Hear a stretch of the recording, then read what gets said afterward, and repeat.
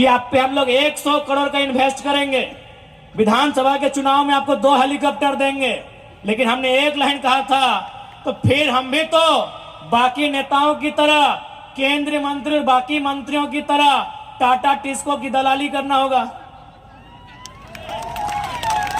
इसलिए आप अपने करोड़ रुपए को रखिए, अपने हेलीकॉप्टर को भी अपने पास रखिए, गोली भी चलेगा तो चलने दीजिए। हम लोग झारखंड में बदलाव लेने आए हैं और इस बात के लिए हम लोग निश्चित अपना वचन रखते हैं। आज बहुत सारे लोग इस बात को कहेंगे कि हम लोग बाहरी भीतरी करते हैं, मैं सिरे से खारिज करूंगा। यह बिल्कुल गलत बात है। कोई बाहरी भीतरी की लड़ाई नहीं है। यह झारखंड में झारखंड की अस्मिता की लड़ाई है। क्योंकि जब विवाद होता है तो सबसे पहले बिहार और झारखंड सामने आते हैं। तो मैं यदि इन बड़ी बड़ी इमारतों में बिहार के निवासी हैं और मैं संवैधानिक दृष्टि से बिहार को बड़ा भाई मानता हूं, तो पहला संदेश आपको दूंगा। आप ही के राज्य के एक हाई कोर्ट के जज ने हमको टेलीफोन किया था और उन्होंने एक लाइन में कहा, आपकी लड़ाई सही है। हमने कहा, सर आप ऐसा क्यों कह रहे हैं? बोला, यार अगर ये लड़ाई तुम्हारी सही नहीं है तो बिहार से झारखंड अलग काहे बना? ठेकेदारी में भी यूपी बिहार के लोग रहेंगे, कॉन्ट्रैक्ट में भी वही लोग रहेंगे, आउटसोर्सिंग में भी वही लोग रहेंगे, प्राइवेट में भी वे लोग, पब्लिक सेक्टर में वे लोग, गवर्नमेंट के सेक्टर में वे लोग रहेंगे। सरकार को पीछे से वे लोग चलाएंगे तो झारखंड काहे बना है? ये हम नहीं, बिहार राज्य के एक सम्मानित हाईकोर्ट के जज ने कहा है। यानी जो लोग अपना अपना हिस्सा खाना चाहते हैं वो कहीं का रहे, वो हमारे साथ खड़ा है। टेलीफोन से हमारी बात किसान आंदोलन के एक जाट समुदाय के व्यक्ति से हुआ।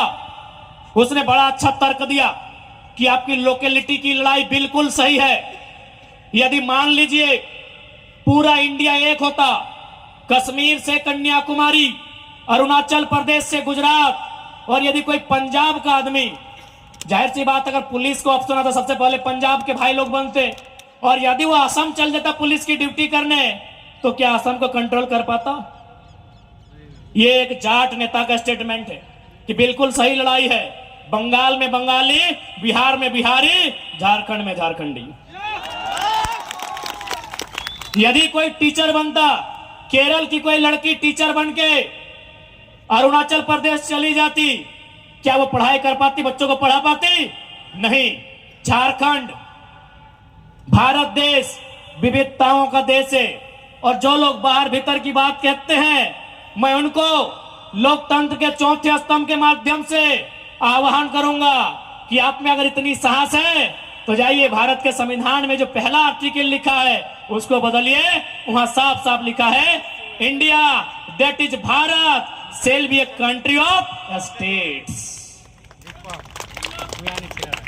भारत अर्थात इंडिया वह राज्यों का संघ होगा। बिना राज्य के आप देश कैसे बनाएंगे मान्यवर? कैसे देश बनाएंगे? यह भाषा एक नहीं, बोली एक नहीं, परंपरा एक नहीं, खान पान का तरीका एक नहीं, अरे पहनने का तरीका एक नहीं। भारत को एक आप कैसे कीजिएगा बताइए? इसलिए भारत का संविधान खूबसूरत है, पढ़िए। जो लोग हमारे अधिकारों पे नजर गड़ा के बैठे हैं, पढ़िए। भारत का भी संविधान साफ साफ लिखा है, India that is Bharat shall be a country of unions, shall be a country of states। वहां लिखा दीजिए, India that is Bharat is a country. अब आप कहेंगे कि भाई अगर आपका लड़ाई सही है तो कानून रिजेक्ट कर रहा है न। मैं आपको साफ साफ कहूंगा, मैंने पहले भी कहा है कि डीसी आए चाहे वीसी आए, डीसी रहे चाहे वीसी, झारखंड को लूटने आया है। अब तो राज्यपाल महोदय भी, दुर्भाग्य, क्योंकि राज्यपाल पे हम टिप्पणी ऐसा नहीं कर सकते हैं, लेकिन दुर्भाग्य है कि राज्यपाल महोदय भी डीसी और वीसी के कार्य को चरितार्थ कर रहे हैं। आप बोलेंगे कैसे? इसी बिहार राज्य में 75% का आरक्षण का विधेयक विधानसभा में, विधानमंडल में पारित हुआ। राज्यपाल ने कहा एक्सेप्टेड, इसी झारखंड में 77% के आरक्षण को क्या कह रहे हैं? रिजेक्टेड। आप कानून की बात करते हैं, हर जगह तो आप लोग हमको शोषित कर रहे हैं, हर जगह हमारे साथ सौतेला व्यवहार कर रहे हैं। बताइए, पढ़े लिखे लोग, बिहार में 75% सेलेक्ट हो गया, झारखंड में 77% रिजेक्ट हो गया, और आप कानून की बात करते हैं। अरे कानून को आपने नोच के चोंच के चबा के खा लिया है। आपने संविधान को झारखंड में तार तार कर दिया है। इसलिए आज आंकड़े कहते हैं कि केवल रांची में सीएनटी जमीन को बचाते बचाते आदिवासी राज्य में 4000 आदिवासियों का मर्डर हुआ है। ये आंकड़े कहते हैं, या आंकड़े सरकार के आंकड़े हैं, रघुवर सरकार कालखंड के आंकड़े हैं। सीएनटी जमीन को बचाते बचाते केवल रांची में 4000 लोगों की हत्याएं हुई हैं। आप सोच के देखिए, जमशेदपुर, धनबाद और बोकारो का गिनती तो भी किए नहीं है। आप किस कानून की बात करते हैं जहां हर जगह सबने कब्जा करके रखा है? आज मैं साफ साफ कहूंगा, क्योंकि बड़ी बड़ी इमारतें में हमारे बड़े भाई लोग रहते हैं। झारखंड को हम बड़ा भाई नहीं बोलते हैं, बड़ा भाई यानी बिहार, उड़ीसा, बंगाल। इन बड़ी बड़ी इमारतों में जो भी हमारे बड़े भाई रहते हैं, चूंकि आपको भी हमारा बात सुनने का अधिकार है, लोकतांत्रिक भारत है, आपको भी हम संदेश देंगे कि हम स्वीकार करते हैं कि हम संवैधानिक दृष्टिकोण से बिहार का हिस्सा रहे हैं। हम स्वीकार करते हैं कि ऐतिहासिक दृष्टिकोण से और खासकर अंग्रेजों के दस्तावेज के अनुसार हम बंगाल प्रेसिडेंसी का भी हिस्सा रहे हैं। लेकिन याद रखिएगा, हमारी स्वतंत्र विचारधारा सदियों से रही है। अब चलिए मान लेते हैं कि हम लोग आपस में 4 भाई हैं, बंगाल, बिहार, उड़ीसा, झारखंड। तो आज बंगाल के पास 88,752 वर्ग किलोमीटर का धरती है। आज बिहार के पास 94,163 वर्ग किलोमीटर की धरती है।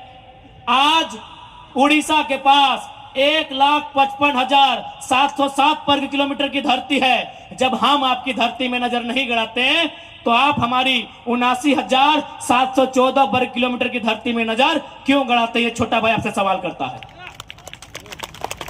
कोई डरने का बात नहीं है, मीडिया के सामने सवाल करते हैं। पश्चिम बंगाल से, बिहार से, उड़ीसा से, आप तीनों हमारे बड़े भाई हैं।